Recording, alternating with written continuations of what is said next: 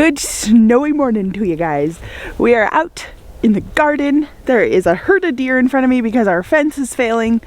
But can you see these lovely folks? Yeah, what the nerve. Luckily they've either ate everything that is important. Whatever, we're gonna fix, we have some fence we're gonna put up. We'll deal with that. That's not why I'm out here. I'm out here because it is a beautiful snowy morning. It's late October. What is it? Let's see. October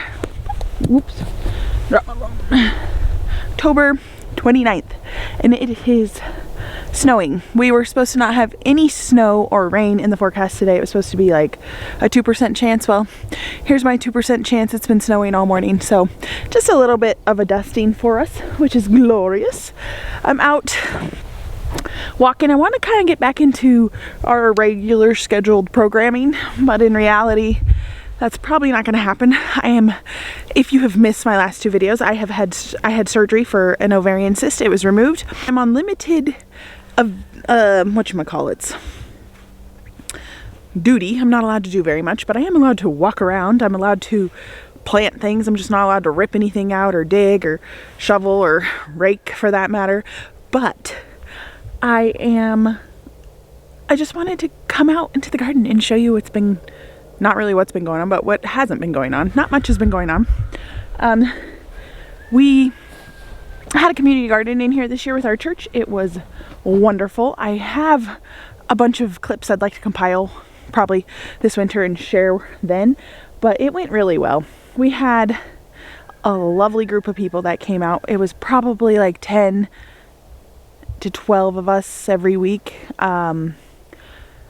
We had a lot of issues with the water, but we just cut back on the space we were using and was able to do that. We were able to take a crap ton of produce. We would have been able to take more if I wouldn't have had my health issues, but besides that, we gave away a lot of food to a lot of people.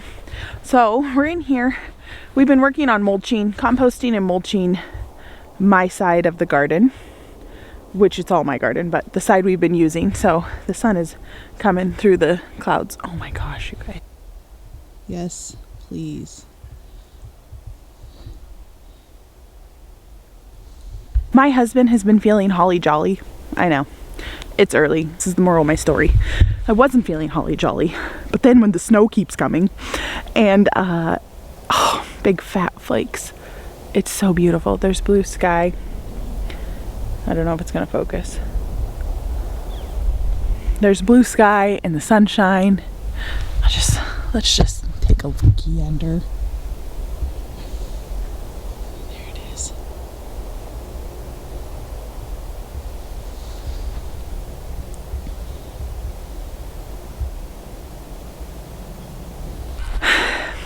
It's getting me, guys. I'm putting up Christmas lights is what I'm trying to tell you. I'm going to be putting up Christmas lights today because if we're getting snow and we're getting cold, and this wasn't even on the forecast, but we have 3 days of potential snow coming up this week. So today's Tuesday, so I think tomorrow, Wednesday, Thursday, Friday, Saturday, Sunday, I think we have a lot of potential days for snow. So I'm going to get some Christmas lights up today. And when I say I mean I'm the supervisor and my sons will help me out because they love holly jolly. But Trey's been the one. I'm like waiting to watch Christmas movies for at least till November. And I wait to put up Christmas decorations at least till November, which we're getting very close. But snow comes, gloves are off. I'm feeling holly jolly. Trey's been pushing the Christmas movies. We've watched one Christmas movie together, like a Hallmark movie. It's not like it's something like momentous, like an annual Christmas thing. But so we've been mulching beds. These two beds didn't even get used last year, but I mulched them because we weeded them and I didn't want anything to grow back. This bed has already been planted. My husband brought over the compost. My boys laid the compost out on these two beds, even did the rows for me, and I came out with my garlic and I planted and I was able to cover it. I did mulch it, but it was light, so I was able to do it. This bed has been composted. It needs mulched. This bed has strawberries. It's been mulched, but we just have some odds and ends weeds that need pulled, and we have 4 more beds that actually had two of these beds. One had carrots in it and one had parsnips in it. And the deer, just when I was down for surgery, the deer broke through the fence over here, which had a weak point. And obviously you saw them in here this morning. They just demolished the parsnips and my bed of carrots, which is unfortunate, but sometimes that was one thing that just slipped through the cracks. I couldn't do it all. I was able to, what I was proud of is I was only able to take a couple days off with schooling for my kids, maybe like a day, and my husband was able to step in, and maybe it wasn't as necessarily as much as I would do, but we got the jobs done. So that didn't fall through the cracks, which was really important for me, because I like to stick with my homeschool schedule, and I really don't like missing days if possible, or I definitely like to make it up, because we take a good chunk of time off. So for this year, actually, because Thanksgiving's so late, we're going to be taking from Thanksgiving to New Year's off of school. We still have obligations as far as tutoring, things that we don't want to miss, but so the boys will still have tutoring and stuff online. But as far as like day-to-day things that I do with them, we take it off. It is just time for us to feel be present in the season. And I know as Americans, as we come, this is for Americans, but as we're coming into this next week, we have 1 week until Election Day, and it is a tumultuous time in our country, but you don't have to let it be that way for you. You don't have to feel that tumultuousness in your home. And I think that if you care a lot about politics, I definitely have my strong opinions and beliefs. When it comes down to it, I'm a believer.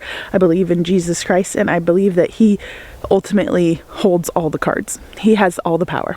And so I don't feel, sometimes I can get stressed up or rallied up just watching different things online, or I stay away from main news stream, but I watch things online or they come across my feed, and just put it aside if you can for the next week. If you are, I do encourage you to vote. I think everybody should vote. If we had been able to live in a country where we get to have a say, especially in our local governments, it does make a difference. If you live in a state that is like primarily goes blue all the time, like mine, where I grew up was West Virginia, and it always went red for the presidency. So no matter what you vote in those states for your president, it might not make a difference. Unless you live in a swing state, then it definitely makes a difference. But your local government really matters. And so if you can take a vote into those, I think that is valuable. But that's all I'm going to say.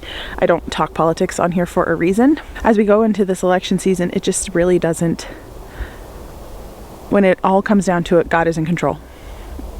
It doesn't matter who wins, who loses, God is in control. And as we can't let this time steal our peace in our own homes. We have to keep our peace in our own homes. And if decorating for Christmas or putting up some Christmas lights gives you that peace and homey feel during this time, then do it, because I'm going to do it. And it's not like I don't feel stressed out about this election. I feel excited. I love doing this for my homeschool. Well, when I was a kid, I went to public school. So I was homeschooled like 1 or 2 years, but it wasn't, the majority of my schooling was in public school. And I had one teacher, I think it was 5th grade. I'd have to do the math of the years, but one election we filled out a map, like an electoral college map, and it was our homework to go home and watch the election and fill out, like color it, what states went red or blue. And so I printed out a map for my kids, and I'm so excited for election night that we'll all watch. The twins, they're 11 this year, so this is their first year that they've been old enough to understand what's been going on.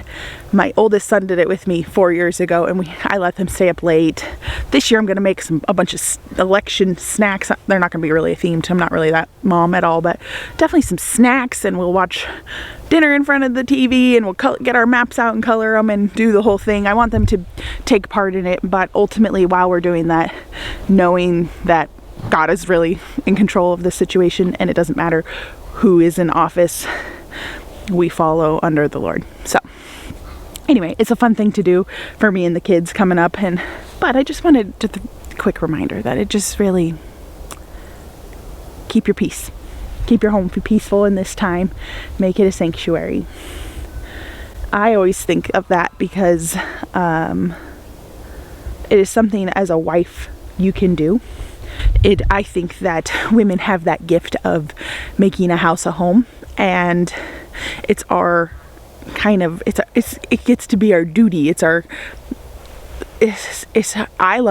taken me a while to come into that spot of really loving making my home peaceful. Actually, it's within the last year or two. If your husband has a stressful job, or him to come home and be able to just feel at peace and feel respite when he walks in those doors. Now, does that mean my house is perfectly clean all the time? No. Does that mean my attitude is always perfect and not stressful? No. But I'm never faking it. But it's like something I want to have, a spirit of peace and a spirit of respite for my family. And one of the hardest things going through all of my health stuff is I wasn't able to provide that. We had a lot of scary unknowns, and the peace didn't fly out the window, but it wasn't one of those things where I could feel like my husband walk in the door and he just feels like, you know, I felt that in the last few weeks since I've had my surgery. It's back. But I could sense when my husband walked in the door, he wasn't able to like just leave all his cares behind.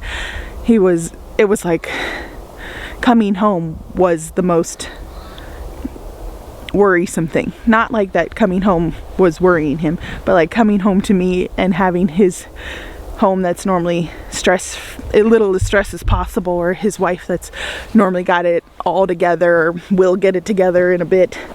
I don't always have it all together. That's definitely not it. I hope this is not coming across as that, but just as like I wasn't able to provide, I didn't know what was going on with my health. We had a lot of unknowns, and so there's only so much peace you can bring to the situation when that was, yeah. So during that time though, I played my piano so much. I was just like it calmed my spirit just to sit and play my piano. So that's what I would do. I believe that brought a lot of peace into our home, just to be able to bring praise and worship music into the home during a scary time. But now, as I'm back to my somewhat normal self, I have really good days and I have really bad days, or just not really bad, but I have bad days. So all in all, what I'm saying is I know sometimes there's extenuating circumstances such as your health or whatever might be happening. But whoever you are, if you're a man or if you're a woman watching this and you have a home, whether it be just yourself or your children or you have a spouse, to be able to bring the peace into your home, especially in a time of such division, it doesn't have to feel divided in your home. And so I just encourage you to just bring some cheer to your home. And whether right now I can't always put a home cooked meal on right now I can't always put a home cooked meal on the stove, but I can bring a little bit of cheer. Sometimes I can't even bring that. It is a season of life. But would you guys like to go see the little garden? It has been a bit of time since we've seen that. Hi, Mama. Mia. She's like, what are you doing out here, Kylie Gray? Something about dairy cows. This is really funny. I want to talk to you. We had 2 of our cows went over to my sister's property, I don't know, a month and a half ago. I'm shutting this up. And my sister always makes fun of me because my cows are very, very, very much overweight most of the time. Good morning, geesies. Oh, it's chilly over here. And they're pretty overweight a lot of the time. But I've told her, I said, they might look overweight to you now, but they just got fed. They will go from anorexic to obese in 24 hours. And she's like, that's not possible. And I'm like, it is 100% possible. Mia right now, she looks anorexic. she's gonna get milked here and get her grain, and then she'll get her alfalfa and she'll drink her water. By the end of the day, by noon, she'll look like she gained about 50, well for her, probably like 100 pounds. And these dairy cows, man, they just, I don't know what it is about them, because we've had Mia now for 6 years, which is insane. But I have never seen any other animal that can go from anorexic to obese in such a short amount of time. So when you see people's dairy cows and they look anorexic and you want to call the authorities, don't. They just haven't had breakfast yet. My cows haven't had breakfast yet.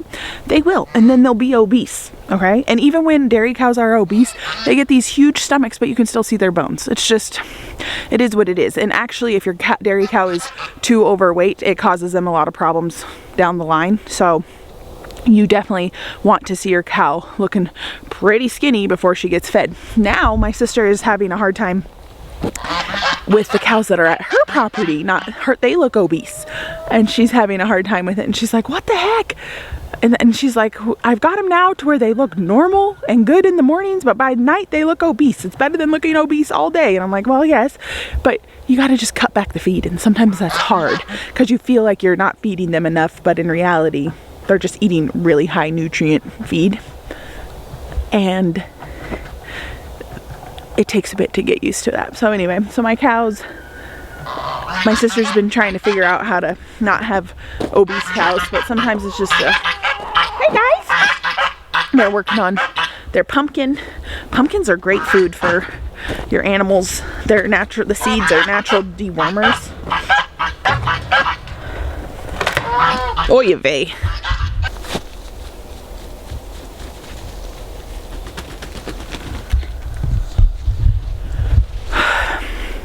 She is a mess, but we have a lot of food in here. Hopefully, with the sun, with the snow and everything. I got a bunch of cabbages. They're small, but I think I can harvest them. And I got some broccolis and cauliflowers and Brussels sprouts. They're really small Brussels sprouts. I just don't know if they're gonna grow much bigger. Obviously, I haven't been in here working. It is what it is. This is one of my hats I made. This is what I call a scrap hat. All my scraps of yarn. I thought it would match this coat better. It does not. But the orange is way off. Anyway, so I just slapped this together. I'm not very good knitter or crocheter yet, and it's pretty thick, but it keeps me really warm, and I really like it. It gives me a delight. And I got these little tags. I feel really cool, fancy with my tags that I'm crocheting. I feel brave enough. I was only being able to have the mind capacity to do a single stitch, and now I feel like I'm going to learn some like granny stitching for a scarf I'd like to make myself. Uh-oh, these cauliflowers, they don't look so good. They got nipped. Oh, that one's down. Oh, that one looks good though. Some of these, we've been having really cold nights. I guess we did get really cold the other day. We got down to, I don't know. Did we get down the single digits? I don't think so, but 11 could have affected this. The ones closer to the tree look okay. There's just so many things in here I did not get done. But something about this garden is, it is about to be on next year's its 7th year. And biblically, land rests after 7 years. Some people don't do this, some people do. I know Paul Gotch, somebody, I don't remember, Gotch something, up in northern Washington. He's the guy who does the Back to Eden gardening, and he believes that the land is always at rest, and so he doesn't need to give it that 7th year rest. I might be giving my garden the 7th year rest. And essentially, if you haven't heard of that, it doesn't mean you completely neglect it. It doesn't mean you don't do anything. It doesn't mean when the raspberries are in bloom, you don't get to eat off them. It just means you're really focusing on soil health and you're letting the ground rest. So I'd still be in here. And there's so many seeds. I wonder what would come up. I just wouldn't be planting like my potatoes and my cauliflower and all of the different things. But the perennials that are in here, they're still allowed to grow and you're still allowed to eat off them and so forth, such.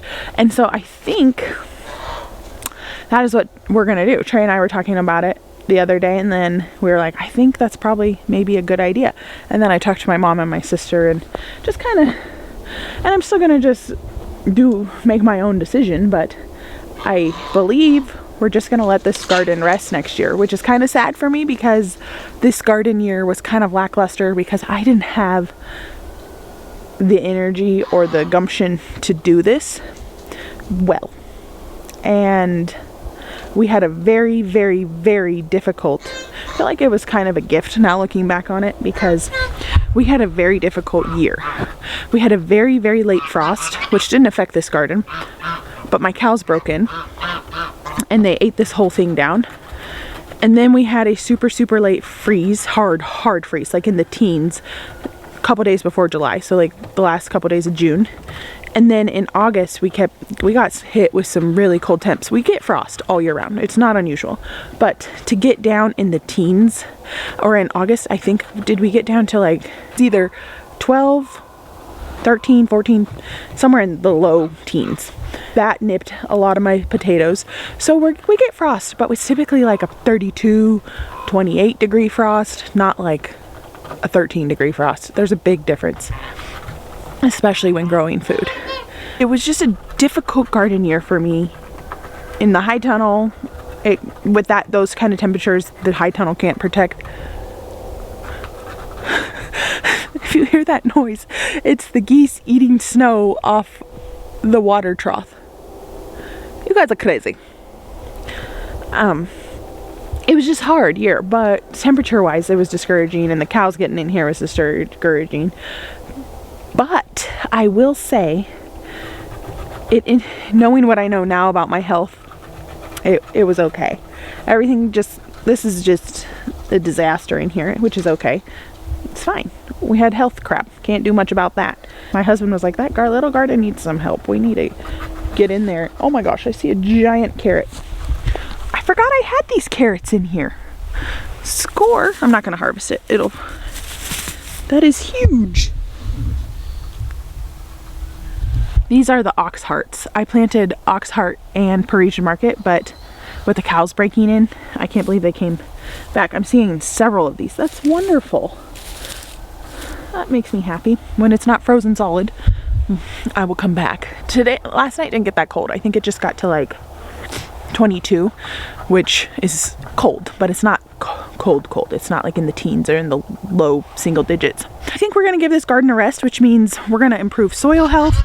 It'll also probably give me a chance to, I'm not gonna plant anything annuals wise. I might plant, I don't know what the laws are about perennials, but we have a lot of raspberries I wanted to dig out of here and put in that other garden, and I didn't get to it this year.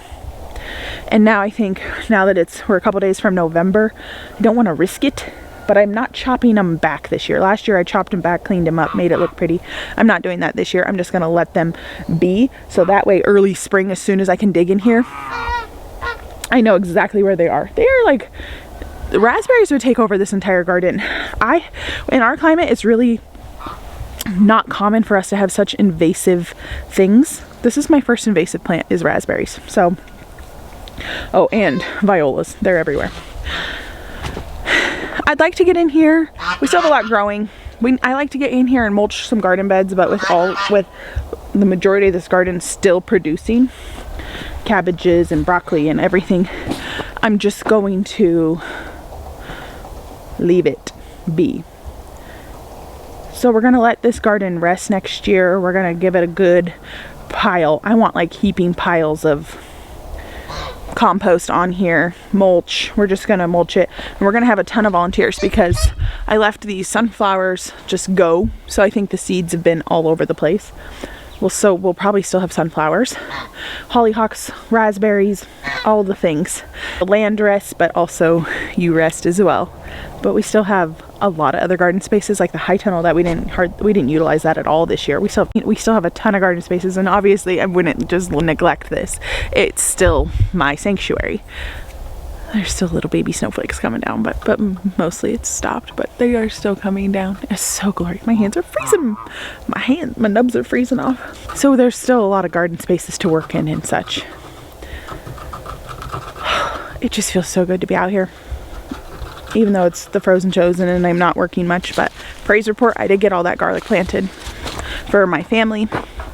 Well, thank you guys so much for following along with me and coming out to my gardens. It's been a while. Feels good. Feels good. And I will see you guys on my next video. Bye, guys. Gotta go feed my anorexic cow.